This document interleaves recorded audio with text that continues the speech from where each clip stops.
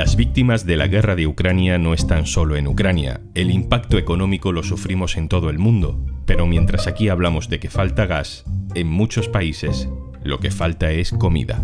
Hoy en Un Tema al Día, una bomba en Kiev, un trozo de pan en Nigeria. Un Tema al Día, con Juan Luis Sánchez. El podcast de eldiario.es. Una cosa antes de empezar.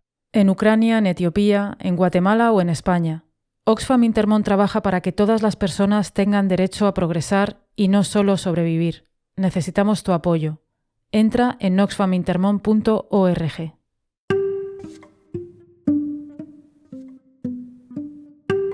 La primera desgracia de la guerra de Putin la sufren los ucranianos, que viven invadidos por un ejército extranjero, con ciudades asediadas, millones de personas desplazadas, cientos de miles de hombres jugándose la vida en el frente, vidas arruinadas. Una cifra de muertos que ni se sabe cuál es. Pero la guerra de Ucrania ha convertido en víctimas a millones de personas más. Vivamos donde vivamos. Lo vimos con el atasco de aquel barco en el canal de Suez, lo vimos con la pandemia y ahora lo vemos con la guerra. Todo nos afecta a todos. En diferente medida, sí. En algunos casos, como en España, ese efecto es económico. Lo notamos en la gasolina, en los materiales, en la inflación. En otros casos, es mucho más dramático.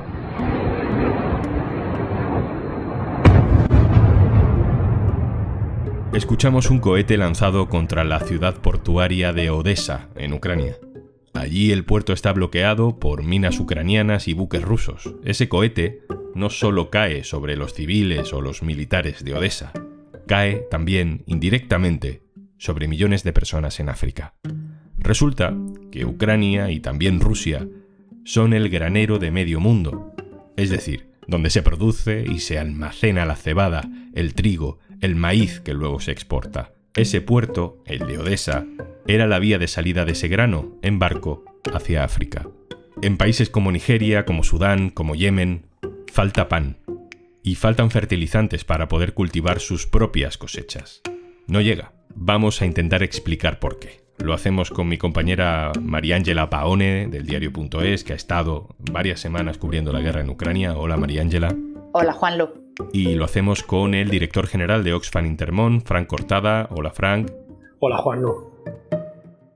Oxfam, con Save the Children, con UNICEF y también con Acción contra el Hambre, ha elaborado un informe precisamente sobre la relación entre la crisis alimentaria en África y la guerra de Ucrania. Empiezo contigo, Mariángela. ¿Por qué decimos que Ucrania es el granero del mundo? ¿Qué datos tenemos? Sí, tanto Ucrania como Rusia están entre los principales productores de cereales, pero el peso de los dos países se entiende mejor si se mira al volumen de las exportaciones. Rusia encabeza la lista de los principales exportadores de trigo y morcajo y Ucrania es el sexto exportador de estos cereales, con el 10% de cuota de mercado mundial, pero es también el tercer exportador mundial de cebada y de maíz, donde la cuota de Rusia es más reducida. Y luego es el principal exportador de aceite de girasol. Seguro que algunos de los que nos están oyendo habrán visto esos carteles que han aparecido también aquí en algún supermercado y que avisan que se limita la compra de aceite de girasol a X unidades por persona. Pues esto aquí es anecdótico. Y por otra parte, Europa no importa mucho trigo ucraniano, pero hay países de África y Oriente Medio muy dependientes de estas exportaciones. ¿Y cuáles son los países más dependientes de las exportaciones ucranianas? Pues, por ejemplo, Líbano, que importa el 60% del trigo desde Ucrania y que no tiene posibilidad de almacenamiento y prácticamente está abocado a compras muy a corto plazo. Pero también países como Somalia y Yemen. Y luego también países como Egipto, el primer importador mundial de trigo, que ya al comienzo de la guerra intervino para fijar el precio de venta del pan, a la vez que mantenía el precio del pan subsidiado, al que tiene acceso el 70% de su población. Mariángela, hemos superado ya el cuarto mes de guerra. ¿Ucrania sigue produciendo grano? Sí, aunque no a los mismos niveles que los años pasados, pero justamente uno de los problemas que tienen ahora es que no hay espacio para la nueva cosecha, ya que en los silos siguen almacenados millones de toneladas de cereales que no han salido al mercado. Luego, las próximas cosechas se prevén más reducidas, porque se calcula que los agricultores han sembrado un 25% menos que otros años, y dependerá también, evidentemente, de cómo evolucione la situación a nivel militar. Frank Cortada, voy contigo. Obviamente hay otras razones estructurales para la crisis alimentaria que son previas, pues como el cambio climático, la falta de inversión, la pobreza estructural, pero en el informe que habéis hecho Oxfam Intermón y otras organizaciones alertáis de que esta guerra puede ser la puntilla hasta para 65 millones de personas que están en riesgo de hambruna. Esta noción de que las víctimas de la guerra de Ucrania no solo están en Ucrania, creo que nos puede hacer reflexionar y empatizar, ¿no? Completamente. Las víctimas están repartidas por todo el Cuerno de África, en Siria, en Egipto, en Líbano. Gente altamente vulnerable que ya está sufriendo las consecuencias de su conflicto y que en estos últimos meses ha visto cómo se doblaba, o más que doblaba, el precio de alimentos básicos, ¿no? Estamos hablando de que en un país como Líbano, como Siria, el precio del pan se ha doblado. Un país como Etiopía, solo en la primera semana de conflicto, el aceite de girasol, que es básico en su dieta, se ha multiplicado también por 2. Estamos hablando de países como Yemen, donde más de la mitad de la población, 17 millones de personas, ya viven en situación de hambre extremo, y donde ahí la dependencia, por ejemplo, del trigo importado de Ucrania y de Rusia es de más del 90%.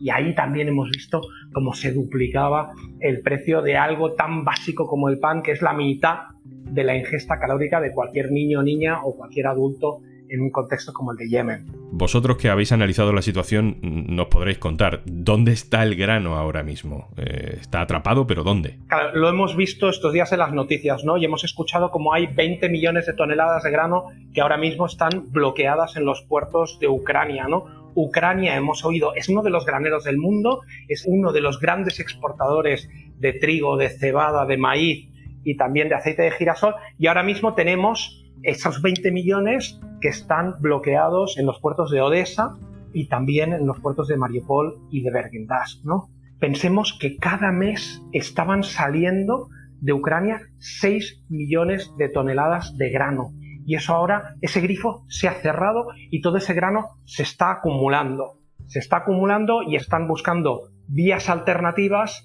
pero esas vías alternativas van a aliviar, pero no van a ser suficientes. Supongo que no lo podemos imaginar, pero cuéntanos por qué no se puede sacar el grano de allí. Claro, la respuesta es muy simple. Tenemos ahora mismo 2 puertos que están ocupados por Rusia, que son Mariupol y Bergendask, y luego tenemos el puerto de Odesa, que está bloqueado también, y pensemos que toda esa zona del Mar Negro está toda minada. Con lo cual, esos esfuerzos diplomáticos que estamos escuchando ahora también para abrir corredores marítimos, la gente que sabe nos está diciendo que incluso si consiguiéramos llegar a esos acuerdos diplomáticos, desminar toda esa zona nos llevaría también entre 3 y 6 meses. ¿Y la vía alternativa del tren? Porque existe este proyecto para crear una especie de corredor ferroviario humanitario para intentar dar salida a algunas materias primas. ¿El tren no vale para esto? El tren sí vale, y ahora mismo, como tú decías, Juanlu, se están poniendo en marcha 2 corredores alternativos terrestres, ¿no? Uno vía Rumanía hasta el Mar Negro y otro vía Polonia hasta el Mar Báltico. Pero yo os decía, alivian pero no bastan, ¿no? Porque las cifras más optimistas nos están hablando de que eso permitiría estar sacando como mucho del orden de 2 millones de toneladas al mes, ¿no? Y además sabemos, porque lo escuchamos, que la red de ferrocarriles está desbordada y que hay muchos aspectos logísticos todavía por solucionar, ¿no? La logística es complicada, ¿no? Cuando hablamos de esa logística ferroviaria, tenemos que estar pensando, ¿no? Están hablando de más de 100 trenes diarios para toda esa logística, y luego habrá que ponerse de acuerdo también pues con los empresarios propietarios de los puertos, por ejemplo, de Constanta en Rumanía, ¿no? Para sacar el grano por vía terrestre. Y antes hablábamos de la vía marítima, pues también lo mismo, ¿no? Incluso si llegáramos a ese desminado, pues habría que ponerse de acuerdo también con las compañías navieras, con las aseguradoras. Hay una dimensión logística que es importante, y además el tiempo juega en nuestra contra. Juega en nuestra contra para garantizar que ese grano sale y abastece también a todos esos países africanos que tanto lo necesitan, pero es que además sabemos que Ucrania se está quedando sin capacidad de almacenaje para lo que será la nueva cosecha, con lo cual ahí también el reloj, la cuenta atrás, va muy rápida porque la próxima cosecha es dentro de 3 meses. Frank, más allá del bloqueo por culpa de la guerra de toda esta materia prima, ¿cuál es el comportamiento? ¿Cuál está siendo el comportamiento del resto de eslabones de la cadena de las empresas privadas que se dedican a la exportación de la alimentación? ¿La industria alimentaria está a la altura? Bueno, la industria alimentaria es un oligopolio. El poder del control de todo el mercado de grano está en manos de un puñado de empresas, pero un puñado que son 4 que controlan la producción, el acceso y el precio del grano, ¿no? Y lo hacen de una forma bastante poco transparente. Esas 4 grandes empresas, las llamadas ABCDE, por las siglas de cada una de ellas, ¿no?, controlan el 70% de la producción y del mercado global de los alimentos y controlan el precio al cual se vende el grano en la bolsa de Chicago. Y ya desde hace años, ¿no?, pero ya con la COVID ya vimos cómo había esa especulación en el mercado del grano, ya vimos cómo subía, ¿no? Desde el 2020 hasta finales del 21 hemos visto cómo el mercado del trigo, el precio del trigo subía prácticamente un 100%, y ahora seguimos viendo, ¿no?, cómo hay inversionistas que compran stocks, que los revenden al cabo de varias semanas, que no abastecen el mercado, que lo venden cuando tienen una oportunidad de ganancia, y eso al final genera beneficios en grandes fortunas, ¿no? Yo hablaba de esas 4 grandes empresas y decía ABCD, ¿no? La C es de Cargill. La familia Cargill, desde el principio de la pandemia, ha visto cómo cada día su fortuna se incrementaba en $20 millones. $20 millones de beneficio desde el inicio de la pandemia. Allí habría que hacer la cuenta para ir sumando, ¿no?, y darse cuenta de que estamos hablando de grandes fortunas que se están haciendo ricas a costa del sufrimiento de millones de personas que no tienen que comer, ¿no? Frank Cortada, director general de Oxfam Intermón, muchas gracias. Muchas gracias a ti, Juan. Y María Ángela Paone, compañera, un abrazo, gracias. Gracias a vosotros, como siempre.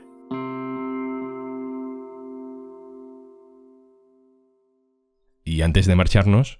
Hola, soy Juanjo de Podimo y la recomendación de esta semana viene completita porque no es solo un podcast, es un número de WhatsApp también, sí, donde puedes enviar tus movidas varias y quienes están al otro lado para escuchar tu nota de audio y, bueno, para intentar ayudarte, asesorarte. No sabemos muy bien si van a conseguir todo lo que estás buscando, pero oye, le ponen mucho empeño. Son Ana Milán y Sebastián Gallego. Hola, ¿qué tal? Yo soy Juan de Madrid. Bueno, os mando esto porque el otro día me encontré a mi piba en Tinder y estoy todo rayado, claro, porque, vamos a ver, si...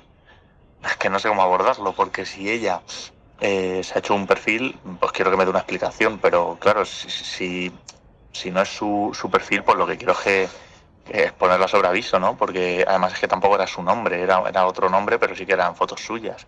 Entonces nada, quería saber un poco vuestra opinión y a ver si me podíais dar feedback porque estoy rayado. Acaba ya. Muy, muy rayado. Porque... ¿Lo decimos los dos a la vez? Un saludo. ¿Qué hacías tú en Tinder? Claro. ¿Tú qué hacías en Tinder para encontrarte a tu novia en Tinder? Porque en Tinder no te sale por Twitter. En Tinder la encuentras metidito en Tinder. ¿Qué hacías tú en Tinder? Es que lo mismo lo vuestro no está yendo bien. Baila Beethoven. Baila Beethoven. El mismito Venga, tono. claro. Es que es fuerte. Es que ¿qué hacía él en Tinder? Es como yo tengo una amiga que su abuelo en su pueblo era Luis el Putero. Y el abuelo en la familia decía, yo seré Luis el Putero, pero a mí quien me dice putero es porque está en el puticlub conmigo también. Eso es así. Pues esto es igual. Eso es así. Oye, y atrévete tú a llevarles la contraria a Ana Milán y a Sebastián Gallego, ¿eh? Pues como siempre, te invitamos a disfrutar de todos los podcasts y audiolibros disponibles en Podimo. Esta semana ponle especial interés a la vida y tal, es mejor esto que morirse, así se llama, y solo te tienes que registrar a través de este enlace, podimo.es/aldía. Esto es Un Tema al Día, el podcast del diario.es. Te puedes suscribir también a nuestra newsletter. Encontrarás el enlace en la descripción de este episodio. Este podcast lo producen Carmen Ibáñez, Marcos García Santonja y Zaskun Pérez. El montaje es de Pedro Godoy. Yo soy Juan Luis Sánchez. El lunes, otro tema.